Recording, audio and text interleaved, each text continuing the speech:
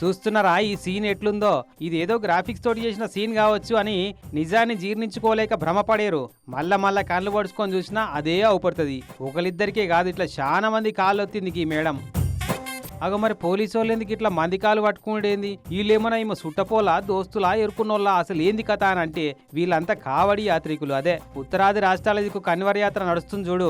గంగా నదిలో పవిత్ర జలాన్ని కావడి కుండలల్లో మోసుకపోయి సొంతూర్లల్లా పెద్ద పెద్ద పుణ్యక్షేత్రాలల్లా దేవుళ్లకు అభిషేకాలు చేస్తుంటారు ఆ నీళ్లతోటి ఈ కావడి యాత్రికులు. అయితే అట్లా కావడి కుండలు ఎత్తుకొని 100 కిలోమీటర్లు నడుచుడంటే మాటలా?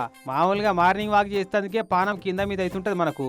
ఇక అంత బరువు ఉండే బిందెలో కుండలో ఎత్తుకపోతే ఎంత నొప్పులు పుడతాయి, కాళ్ళు పచ్చి పుల్లైతే. ఆగో అందుకే ఇట్లా కావడి యాత్రికుల కాళ్ళు ఎత్తి జరంత ఆసర అవుతుందన్నట్టు యాత్రికులకు.